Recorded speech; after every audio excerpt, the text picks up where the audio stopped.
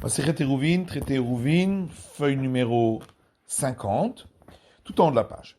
Amar Rabba, Maïtama de Rav. Rabba dit quelle est la raison de Rav qui a dit que lorsqu'une personne était en chemin, il a dit je vais passer, je fixerai le Shabbat un peu plus loin, là où il se trouve un arbre ou un mur.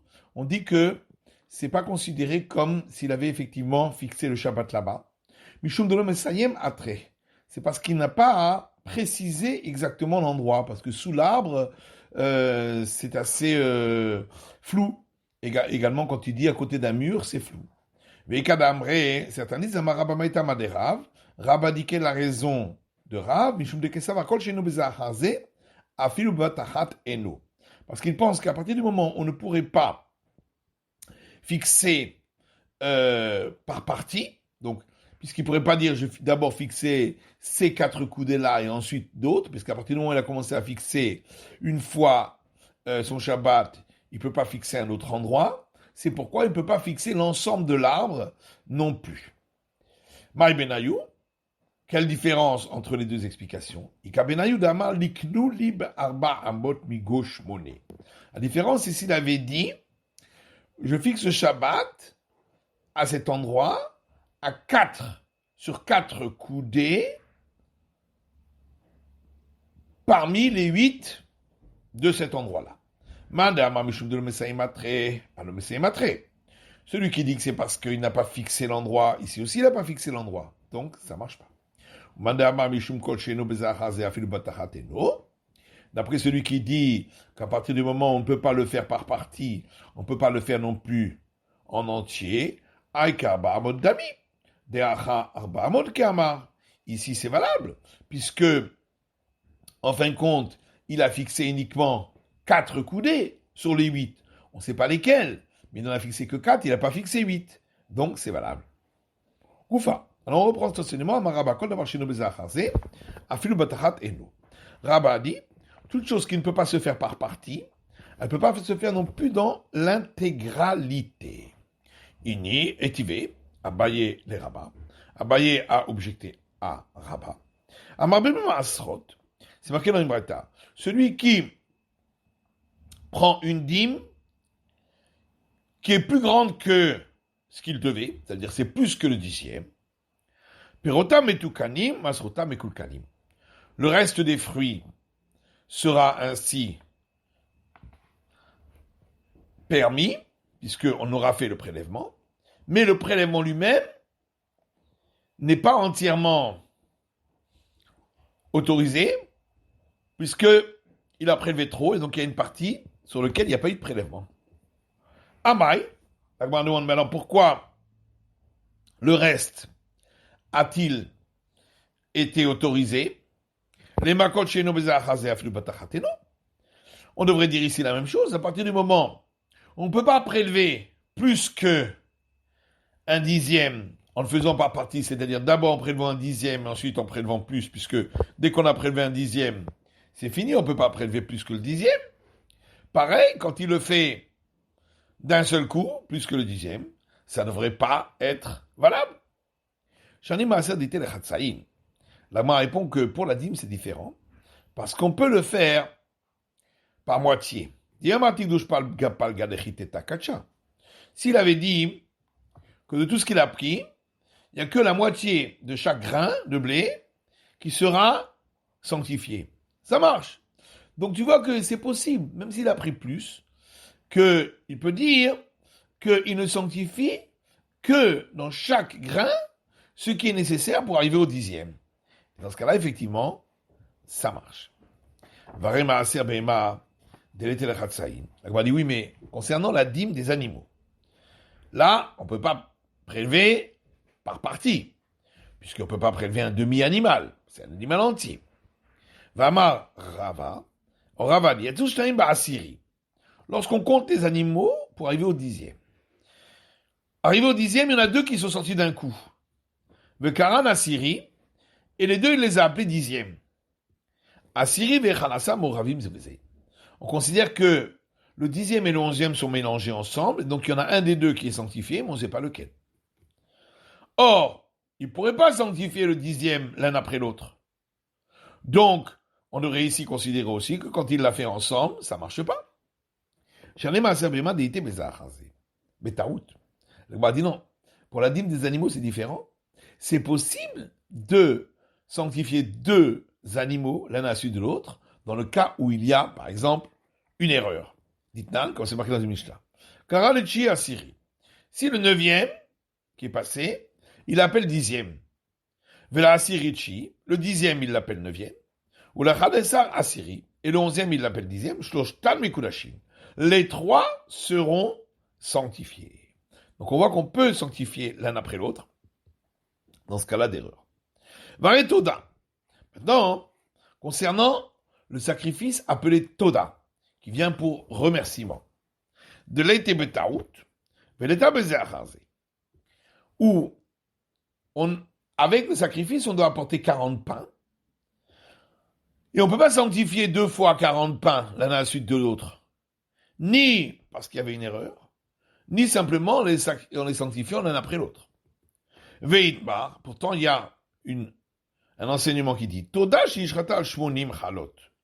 Lorsque on a abattu rituellement l'animal pour le sacrifice de Toda, sur 80 pains qu'on a apporté avec, Reskia markat shwala, même mitor shmonim. D'après Reskia, effectivement, il y a 40 sur les 80 qui sont sanctifiés. Rabbi Chanan lo katshwala, même mitor shmonim. Et Rabbi Chanan dit il n'y a pas du tout une sanctification de 40 sur 80. Donc la question d'après Reskia, pourquoi 40 sur 80 sont sanctifiés? Puisqu'il ne peut pas sanctifier 40 et ensuite 40. Donc il n'y a pas de possibilité de sanctification quand il amène 80. La Gemara dit Aïtmar Allah. Dit, là-dessus, il y a une explication qui dit Amar Rabbi Shimon Levi. Rabbi Shimon Levi dit Akol modi mechad amalik deshu abayim mitoch shmonim likaché. Tout le monde est d'accord. Si on a sanctifié 40 sur 80, s'il a dit expressément qu'il en sanctifie 40 sur les 80, là c'est valable. Loïc des Shorbaïm Menem Ken Kishushmonim. Par contre, s'il a dit il en sanctifie 40 que si il en sanctifie, que s'il sanctifie tous les 80, on a mal obligé de l'Okachu. Effectivement, tout le monde est d'accord qu'il n'y aura pas de sanctification. On ne peut pas sanctifier 80, même d'un coup, puisqu'on ne peut pas les sanctifier par partie. Qui est plié bistama. Toute la discussion, c'est quand il n'a rien dit. Il a apporté les 80 et il a offert le sacrifice avec les 80. Mais il n'a pas dit combien il sanctifiait sur les 80. L'un pense qu'en vérité, il n'en sanctifie que 40. Et les 40 autres, c'est juste pour remplacement au cas où les premiers seraient perdus. Et donc, il les amène simplement de manière conditionnelle. Alors que l'autre dit non, il a voulu effectivement en offrir 80. Et là, c'est pas valable. Abaye dit, quand on a dit que s'il n'a pas précisé où est-ce qu'il fixe le Shabbat en dessous de l'arbre, c'est pas valable, c'est uniquement dans le cas où, sous l'arbre, la mesure était de 12 coudées, au moins. Aval bilan chez un betama, mais si sous l'arbre il n'y a pas la mesure de 12 coudées, un mixat bétonicar, dans ce cas-là, forcément, puisque l'endroit où on fixe pour Shabbat, c'est 4 coudées minimum. Donc les 4 coudées du milieu, il y a forcément un petit peu où il a forcément fixé le Shabbat. Parce que même s'il a fixé les 4 coudées sur les côtés, ça rentre dans les 4 coudées du milieu, puisqu'il y a en tout 11 coudées seulement. Alors Ravuna, fils de Rav Yoshua, demande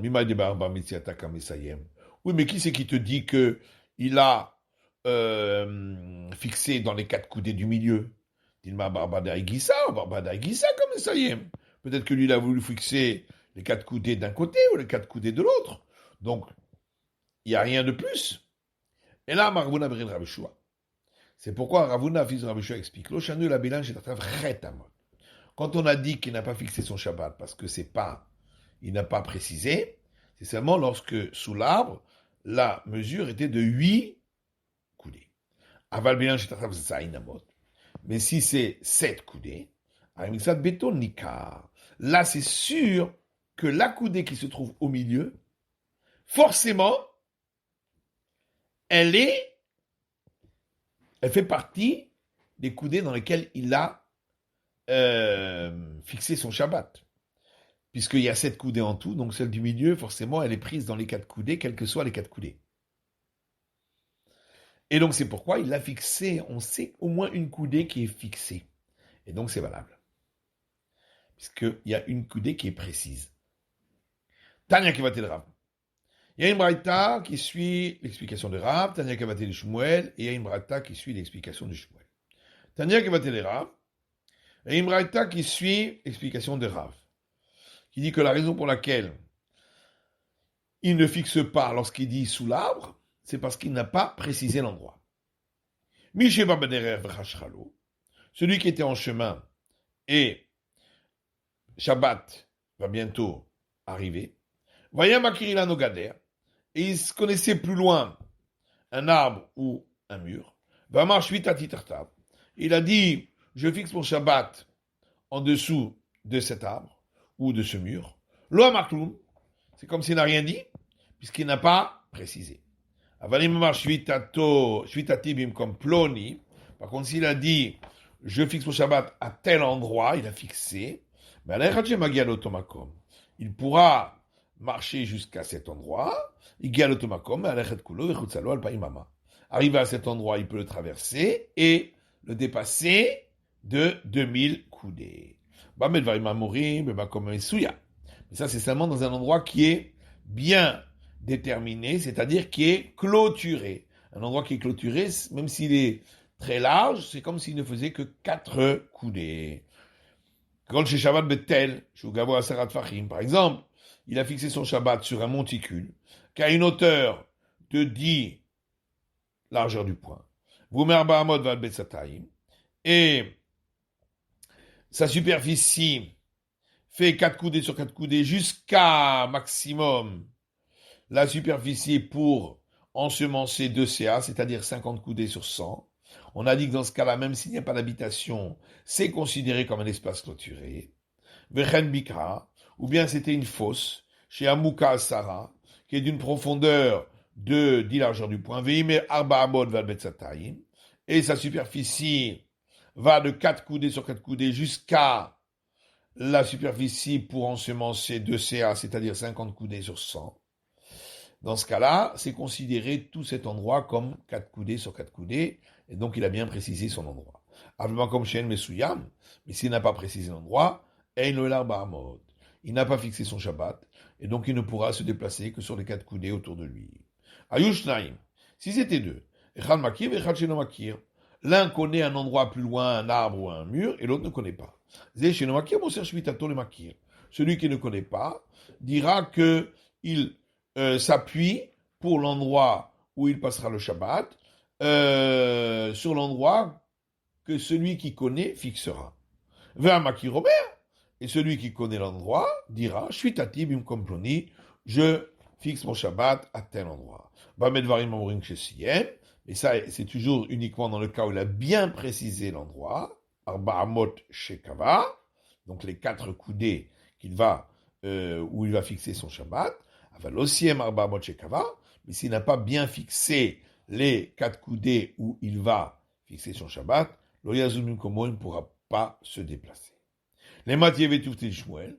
Mais alors à ce moment-là, cette braïta, elle est en contradiction avec Shmuel, qui lui a dit que même s'il n'a pas fixé exactement l'endroit, c'est quand même valable.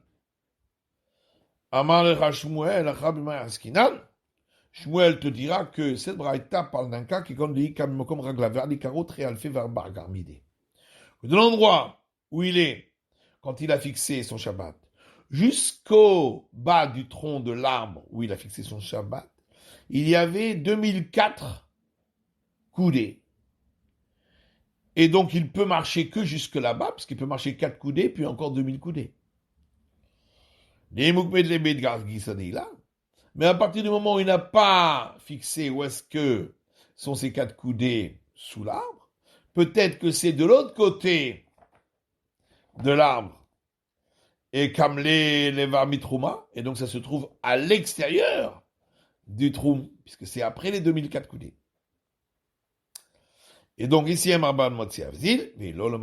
c'est pourquoi S'il a fixé les 4 coudées dans un endroit où il peut l'atteindre, alors effectivement, hein, ça marche. Mais sinon, il ne pourra pas y aller. Tania qui va dire du Shmuel. Et maintenant, il y a une braïta qui suit l'avis de Shmuel, qui dit Ta'averev l'ishteruchot.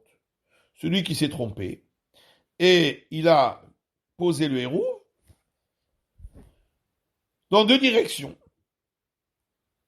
Kimdoumeu chez Marvin l'ishteruchot. Parce qu'il pensait qu'on a le droit de poser le héros dans 2 directions, un à l'est et l'autre à l'ouest. Oshama l'avadat s'est ouvert à voler, ou qu'il a dit à ses serviteurs, sortez et posez le héros pour moi. L'un a posé le héros côté nord, et l'autre du côté sud. Mais le Tzafon qui revoit le Darom, mais le Darom qui revoit le Tzafon.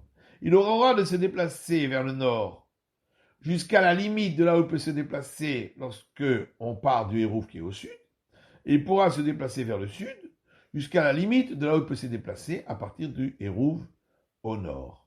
Donc on voit que, même s'il n'a pas fixé l'endroit, on accepte quand même, mais il y a un doute, on ne sait pas exactement où se trouve l'Hérouf, et donc il ne peut se déplacer que là il pourrait se déplacer à partir des 2 points. Si ils ont placé le Hérouv de telle sorte que le troum où ils peuvent se déplacer à partir de ce Hérouv se termine exactement là où lui se trouve, le Yazuzmim Komo ne pourra pas se déplacer du tout. Les matières vétouves les Rav. Oui, mais dans ce cas-là, cette braïta est une contradiction contre Rav, qui lui dit que s'il n'a pas fixé son endroit, eh bien, ça ne marche pas. Rav Tana ou pas dit. La dit oui, effectivement, mais Rav, lui, il se considère comme un Tana, un maître du temps de la Mishnah, et donc, il a le droit d'aller à l'encontre d'une braïta. C'est la fin de l'étude de la feuille numéro 50 d'Afnoun.